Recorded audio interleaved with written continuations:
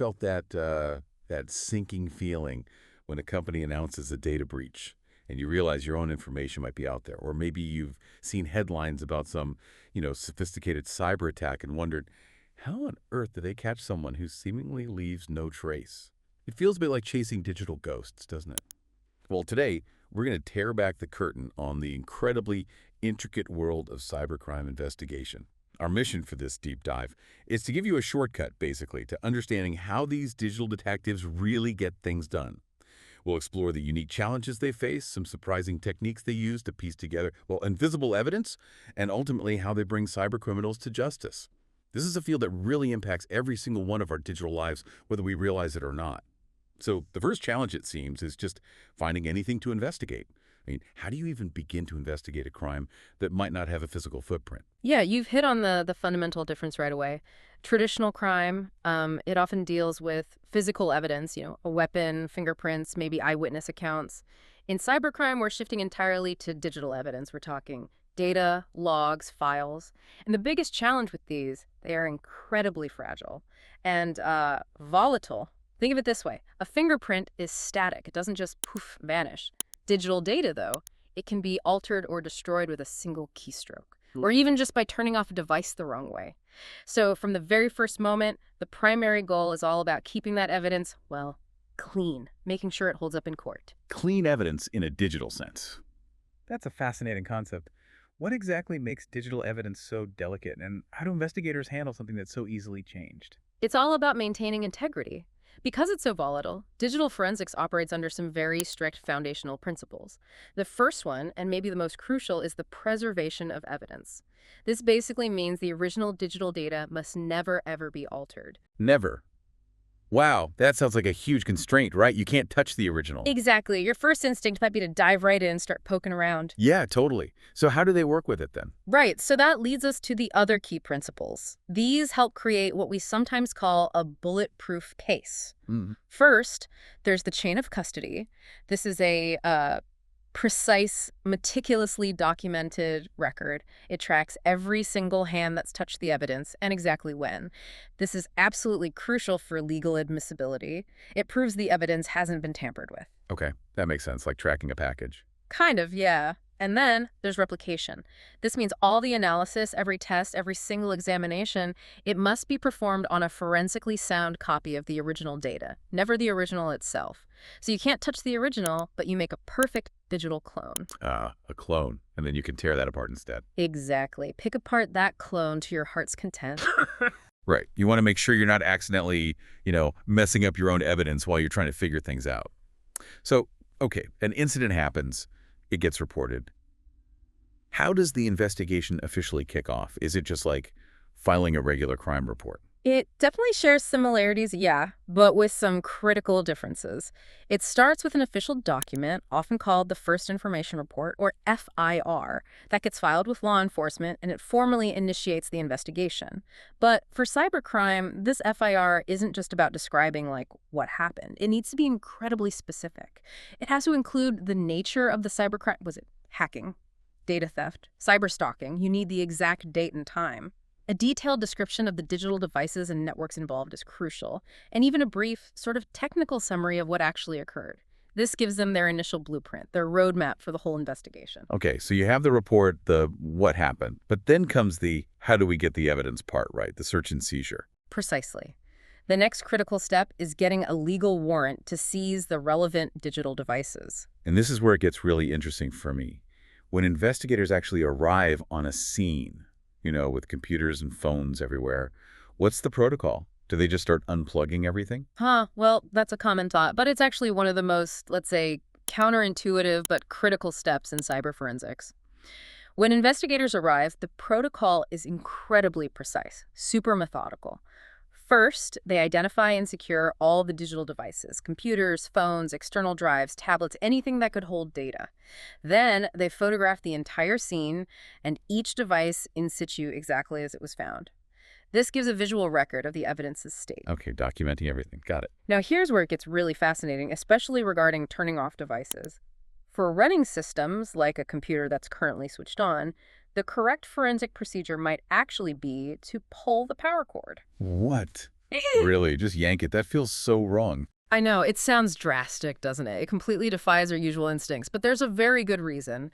It's done to preserve what's called volatile memory. Think of it like the computer's short-term memory, like RAM. This memory holds crucial, temporary data that would be totally lost if the system were allowed to shut down normally. Like what kind of data? Things like active processes running, current network connections, maybe even encryption keys in some cases. Really important stuff. Pulling the plug essentially captures that fleeting data before it vanishes. It prevents the system from overwriting it during a normal shutdown. It's a brilliant, if surprising, technique. Wow. Okay. Mind blown a little bit there. Yeah. And after that, of course, all seized items are carefully packaged and labeled. Got to maintain that all-important chain of custody. That's just Yeah. a jaw-dropping moment for anyone who thinks they know computers. Completely flips our understanding. Okay, let's pivot to something most of us deal with pretty regularly. Email. Phishing scams, spam, malicious links, they seem to be everywhere. How do investigators actually track down who's behind those emails, especially when they feel like they can come from absolutely anywhere? You're right. Emails are a huge vector for many cybercrimes. So tracking and tracing emails is a vital skill. The secret weapon, often overlooked, lies in the email header. The header, like the stuff at the top. Not just the from field you see easily in your inbox. It's much more than that. It's a whole chunk of metadata, like a hidden logbook. It basically contains the email's entire journey from the sender all the way to the recipient. Okay, so what are they looking for in there? Investigators carefully examine this header for key bits of information. The received headers, for instance, are particularly important. They show the exact path the email took across the internet, server by server. And crucially, the IP addresses of every server it passed through. It's literally like reading the travelogue of that email, revealing every stop it made along the way. So you can follow it back. Potentially, yes. Now, the from and return path fields can sometimes give hints about the sender, but honestly, these can be easily faked or spoofed. So investigators view those with a healthy dose of caution. The message ID is another useful piece, and it's a unique identifier for that specific email. But the real work is piecing together those IP addresses from the received headers. Investigators trace those addresses back to the originating internet service provider, the ISP, and that helps pinpoint the source, or at least get much closer to it. It's like following a digital breadcrumb trail back to the bakery, so to speak. Right, following the hops. Okay, so after all this careful collection-grabbing devices, maybe pulling plugs, analyzing email headers, you must end up with an incredible amount of raw data, just mountains of it. How is all of this actually pulled together into a coherent case? And what about data someone tried to delete? Is it truly gone forever, or can investigators still dig it up? You've hit on two really critical stages there: meticulous documentation and the surprising power of data recovery. To manage all that information and make sure absolutely no step is missed, investigators rely heavily on precise checklists. It sounds simple, but it's crucial. There's a computer evidence assessment checklist used right there at the crime scene. It systematically documents the initial state of the digital devices, their physical condition, how they were connected, power status, everything. Then, back in the lab, there's a computer evidence analysis checklist.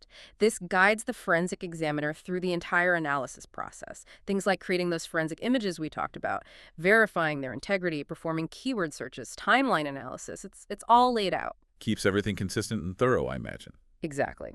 And regarding that deleted data, this is where digital forensics gets truly eye-opening for many people. What's fascinating is how much data can often be retrieved even after someone hits delete. Really? How does that work? I always thought delete meant gone. Well, often when you delete a file, the operating system doesn't immediately erase the data. It just marks the space that file occupied as available for new data to be written there eventually. But the actual ones and zeros, the data itself, can still physically exist on the drive for quite some time. So it's just hidden. Sort of. Think of deletion as often just a polite suggestion to your computer, not always an immediate command to shred everything. Investigators use techniques like data carving. This involves searching that unallocated space on a drive and recovering fragments of old files. They also perform undeletion, which tries to restore files that have been marked as deleted but whose data hasn't actually been overwritten yet. It hammers home the point. Your digital footprint is far, far more persistent than you might imagine. Wow.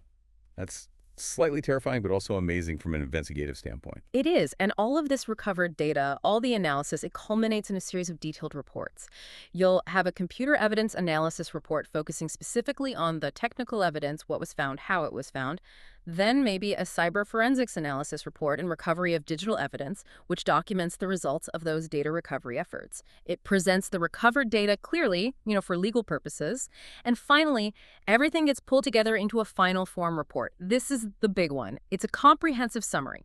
Case summary, the scope of the investigation, the methodology used, detailed findings, and a definitive conclusion. This final report is the culmination of everything ready to be presented in court. Okay, this all sounds like incredibly specialized work. It obviously requires not just specific tools, but a team of really skilled people. Can you give us a glimpse into, well, where all this actually happens? What does the physical setup look like? The human infrastructure behind catching these cyber criminals? Absolutely. To conduct these kinds of intricate investigations effectively, law enforcement agencies usually establish dedicated units, often called cybercrime investigation cells. And this isn't just, a regular office space. It requires very specific infrastructure. We're talking about a secure, dedicated physical lab. Access has to be strictly restricted. The environment itself needs careful control, things like proper ventilation, a stable power supply, anything to prevent contamination or damage to the evidence. So a very controlled environment. What about the gear inside? Right. Within these labs, you'll find highly specialized hardware and tools. You need serious computing power. So forensic workstations, these are high-performance computers with tons of RAM and massive storage capacity. Crucially, they use write blockers. Remember how we said you can't alter the original? These devices physically prevent any data from being written to the original evidence drive during examination. They act like a one-way street for data. Safeguarding that original evidence completely. Exactly. They also have duplicator imagers. These are machines specifically designed to create those bitstream copies we talked about, those perfect clones quickly and accurately.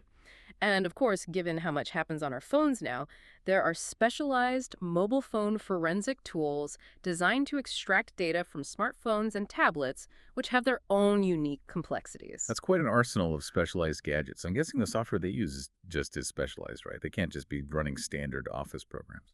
Indeed. A whole suite of specialized software is absolutely essential. You've got industry-standard commercial tools. Names like InCase and FTK often come up. Think of these as the investigator's digital magnifying glass and scalpel. They let them dissect file systems, recover deleted file fragments, reconstruct digital events, all that stuff. But it's not just commercial tools. There are also really powerful open-source alternatives like Autopsy and the Sleuth Kit that are widely used. And naturally, in a world full of digital threats, they need malware analysis tools to safely examine any malicious software found on compromised systems. So hardware, software. But what about the people? Arguably the most vital component. The trained personnel. You can have all the best gear, but without the right expertise, it's useless. The success of any cybercrime cell really hinges on its human resources. These are highly specialized teams. You need certified digital forensic examiners. These are the experts in evidence collection, preservation, and analysis according to those strict principles. You often also have network forensic specialists, people who focus on analyzing network traffic, server logs, tracing those digital pathways across the internet. And critically, you always need legal advisors involved. They ensure all procedures strictly adhere to legal requirements, privacy laws, and help prepare robust cases for court proceedings. Makes sense. Got to make sure it all holds up legally. Absolutely. And underpinning everything, every single step, from the initial seizure of a phone to writing that final report, must be governed by strict standard operating procedures, or SOPs. These SOPs ensure consistency, repeatability, and ultimately a legally defensible process. They're really the cornerstone of a successful, trustworthy cybercrime investigation. Wow. What an incredibly deep dive that was into a world most of us, thankfully, only hear about in headlines. It's just so clear that catching cyber criminals is far more complex, far more meticulous than many of us probably realize. We've learned about the incredible fragility of digital evidence, the absolute necessity of procedure, from that, frankly, mind-bending idea of pulling a power cord to maintaining an ironclad chain of custody, and of course the highly specialized tools and, importantly, the expert teams required to make it all happen. It's definitely not about magic. It's all about method. Absolutely. And I think what this truly highlights isn't just the sophistication involved in, catching the bad guys, but also the incredibly persistent nature of our own digital shadows. Every click, every email, every connection leaves a trace, and as we've discussed, even deleted data, well, it often isn't truly gone. Understanding these processes, I think, encourages all of us to think a bit more critically about our own digital footprints and what we leave behind. That's a powerful point. So thinking about that persistence, given how much data can potentially be recovered, even when we genuinely think it's completely deleted, what does that truly mean for our own privacy and digital security in this hyperconnected world? What stands out to you most about the persistence of digital evidence after hearing all this? Something to definitely mull over.